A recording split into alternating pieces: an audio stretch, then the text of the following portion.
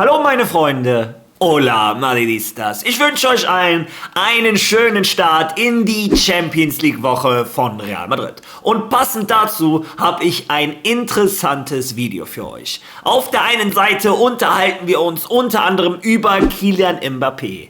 Hat er die Mannschaft im Stich gelassen? Hat er sich eine romantische Woche in Paris gegönnt, während die Mannschaft ums Überleben kämpft? Was da los ist? Darüber reden wir im Video. Dann kommen wir wieder auf das Thema Rodri zurück. Vor ca. 2 Wochen hatte ich euch gesagt, dass wieder einmal Ramón Álvarez de Mon der Erste war mit der Information, Real Madrids Transferziel Nummer 1 sei Rodri. Dazu gibt es neue Informationen, auch aus anderen Quellen. Aber es gibt auch ein Dementi. Also, was da los ist, schauen wir uns an. Und wir starten dieses Video ausnahmsweise mal mit dem FC Barcelona. Denn Xavi hat da gestern ein Interview gegeben. Darüber möchte ich mit euch reden. Viel Spaß beim Video.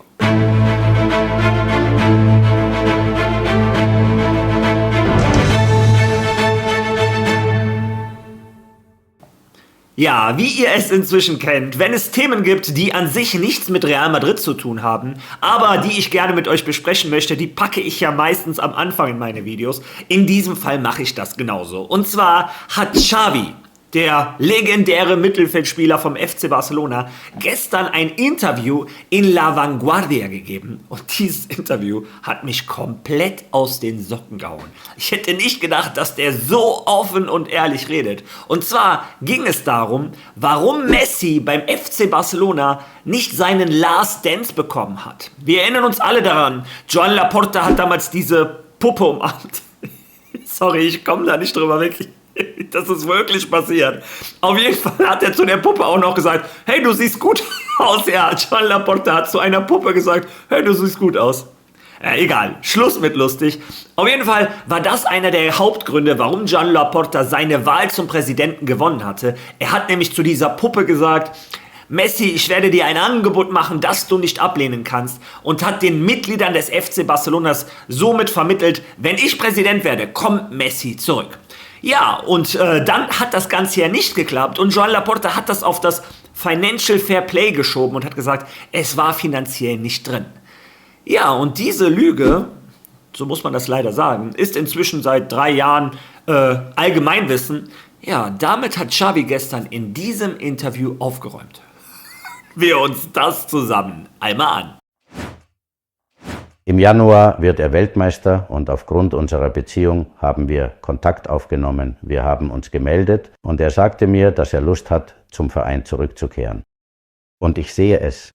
Und naja, wir sprachen bis Februar oder März. Und ich sagte ihm, gut, wenn du mir dein Okay gibst, sage ich es dem Präsidenten. Denn rein sportlich gesehen gibt es für mich keine Zweifel. Und sobald der Präsident involviert ist, fangen sie an, mit seinem Vater zu verhandeln. Und der Vertrag war fertig, ein Vertrag mit grünem Licht von der Liga.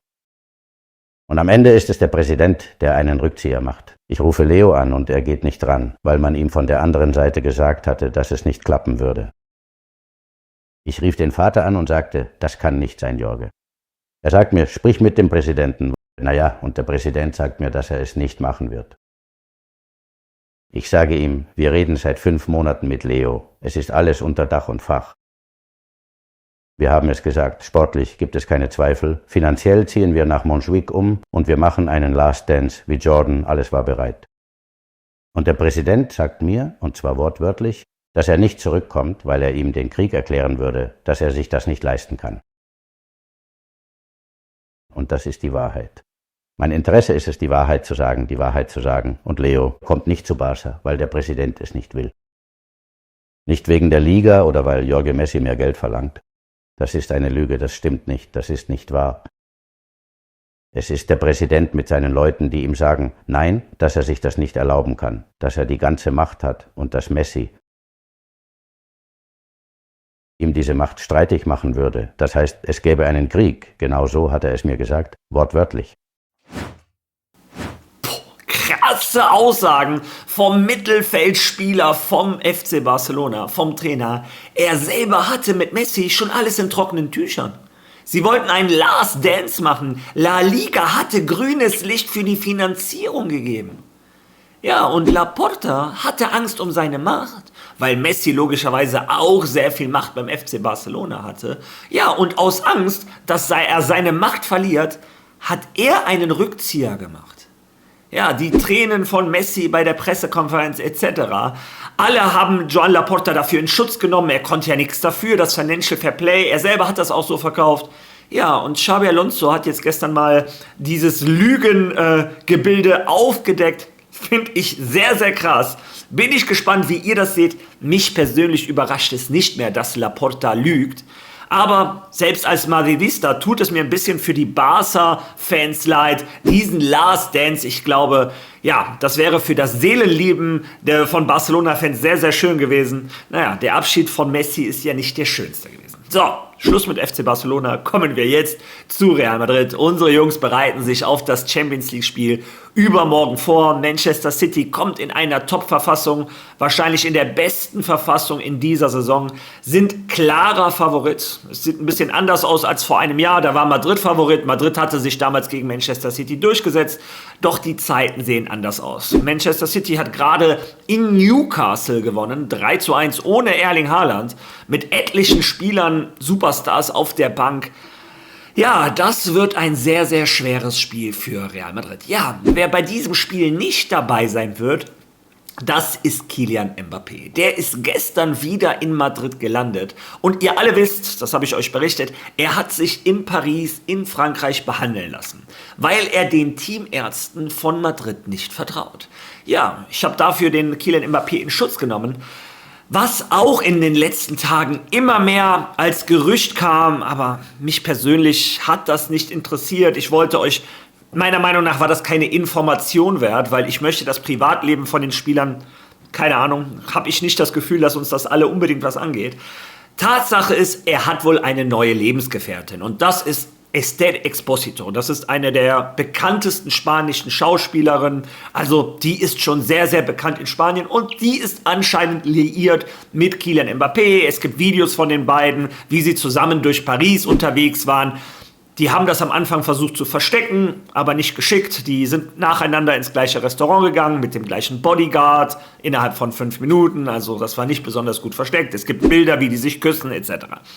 Ja, warum wird das Ganze jetzt interessant? Denn jetzt wächst die Kritik, dass Kylian Mbappé sich mitten in der Saison eine Auszeit genommen hätte, um mit seiner neuen Liebe in Paris zu flirten, zu was auch immer machen. Was machen junge Menschen, wenn sie gerade zusammen sind? Ja, wie dem auch sei, ich möchte euch meine Meinung dazu teilen, weil ich lese schon wieder Skandal, er lässt Madrid im Stich etc.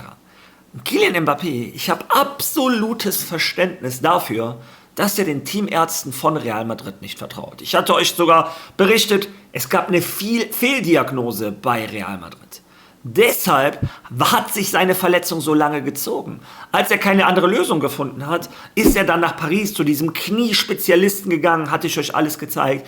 Ja, und anscheinend ist die medizinische Abteilung von Real Madrid, so hört man, sehr zufrieden mit der Entwicklung und der Genesung des Knies. Ja, und was soll ein Kylian Mbappé jetzt nachmittags oder abends machen, nachdem er morgens, vormittags etc. sein Knie hat behandeln lassen? Ja, das kann uns doch allen egal sein. Muss ein Kylian Mbappé den ganzen Tag im Hotelzimmer sitzen und Netflix gucken? Also keine Ahnung, dass ein junger Mann sein Leben lebt. Der spielt ja jetzt nicht Rugby mit Freunden, wo er seine Gesundheit gefährdet oder irgendwas. Der fährt mit seinem Mini. Ja, er hat übrigens seit kurzem einen Führerschein. Kylian Mbappé hat, glaube ich, seit 2-3 Wochen einen Führerschein. Hat einen Mini Cooper und holt damit auch Esther Exposito ab. Die fahren durch Frankreich und haben ein paar schöne Tage. Aber ich persönlich finde das absolut normal. Der kümmert sich vormittags um seine Behandlung. Die Behandlung läuft top. Er ist jetzt wieder in Madrid gelandet. Was der in seiner Freizeit macht, finde ich, dass das kein Skandal ist. Naja, vielleicht sehe ich das als einziger so. Könnt eure Meinung dazu gerne in den Kommentaren lassen. Ja, und jetzt kommen wir zum Hauptthema in diesem Video. Real Madrid und Rodri. Ich hatte euch vor 2 Wochen berichtet, was da los ist. Ein Ramon Álvarez de Mon war wieder einmal der Erste, der diese Information gebracht hat. Die Information, die mir bis heute nicht gefällt. Aber er ist nicht der Einzige. Auch ein Fabrizio Romano hatte gesagt, Real Madrid ist sehr interessiert am Rodri. Ja, also die Quellen werden immer mehr. Und gestern hat auch ein Matteo Moretto, das ist auch ein Transfer-Insider, im Marca gesagt, Manchester City wüsste bereits darüber Bescheid, dass Real Madrid Rodri haben möchte. Ja, hören wir uns die Information des Italieners zusammen einmal an.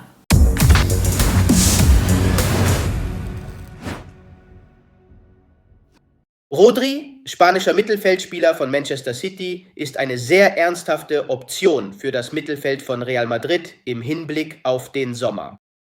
Real Madrid sucht einen Mittelfeldspieler mit Führungsqualitäten, technischer Autorität und, nun ja, Rodri bringt all das mit. Er hat in seiner Karriere fast alles gewonnen, sein Vertrag läuft 2027 aus und er ist eine ernsthafte Option für die Zukunft von Real Madrid. Bis jetzt liegen keine Angebote auf dem Tisch, aber was ich bei Marca berichten kann, ist, dass City vom Interesse von Real Madrid an ihm weiß. City ist darüber informiert, also werden wir sehen, wann und wie Real Madrid aktiv wird. Aber Rodri ist eine ernsthafte Option auf der Liste von Real Madrid. Ja, ihr habt es selber gehört. Also inzwischen ist es nicht nur Ramon Álvarez de Mon, inzwischen auch Fabrizio Romano, Matteo Moretto. Also immer mehr Quellen bestätigen, dass Real Madrid an Rodri interessiert seid. Aber, damit ihr mal seht, wie mein Alltag manchmal aussieht, El Marca mit Moretto sagt also ganz klar, Madrid möchte Rodri. Und am gleichen Tag sagt der AS, die andere große spanische Sportzeitung, das hier. Ich werde sagen, das Top-Duell, das in den letzten Saisons das Top-Duell war, nämlich das Aufeinandertreffen zwischen Real Madrid und Manchester City.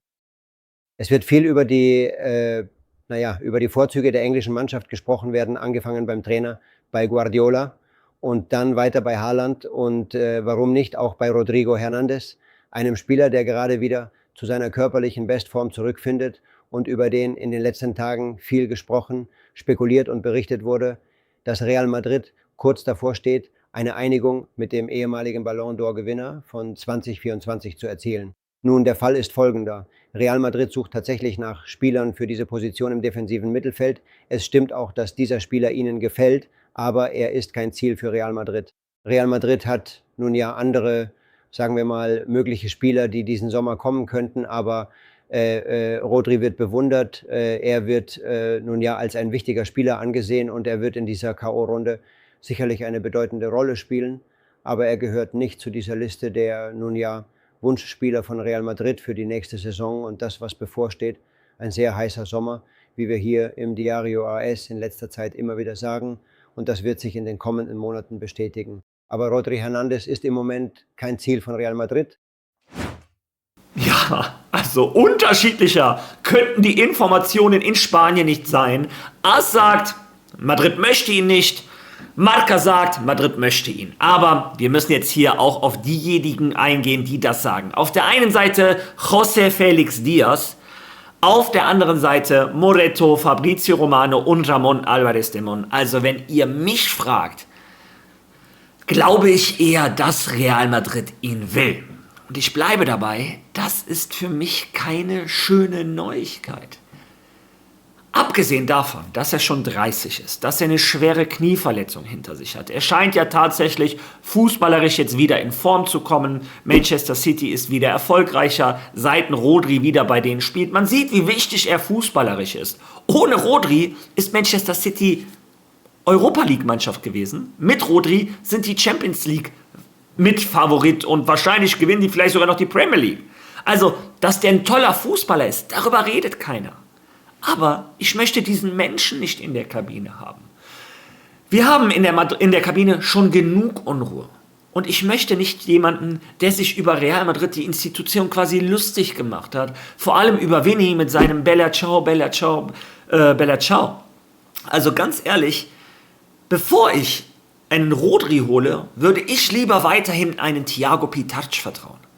Also ganz ehrlich, es gibt Sachen, die sind mir sogar noch wichtiger als der sportliche Erfolg. Und ich bin der Meinung, Rodri wäre nicht das richtige Zeichen für Real Madrid. Vielleicht liege ich alleine mit meiner Meinung. Mit Sicherheit gibt es auch Leute, die sagen, Mario, das musst du alles beiseite legen. Wir wollen sportlichen Erfolg und ein Spieler wie Rodri ist ein Gamechanger. Ja, ich bin gespannt. Wie seht ihr das Ganze? Erstens, welcher Quelle vertraut ihr mehr? Dem AS oder dem Marca oder besser gesagt Fabrizio Romano, Ramon Alvarez de Mon und Moretto? Und wenn ihr schon da seid, wollt ihr Rodri überhaupt bei Real Madrid? Ja, ich bin gespannt. Lasst eure Meinung bitte in den Kommentaren. Wenn ihr schon mal da seid, liked dieses Video, teilt dieses Video, lasst ein Follow da, wenn ihr das noch nicht gemacht habt. Hypen, hypen, hypen. Und ich würde vorschlagen, wir sehen uns morgen wieder. Da geht's langsam in den Endspurt gegen City. Also, bis dahin. A la Madrid!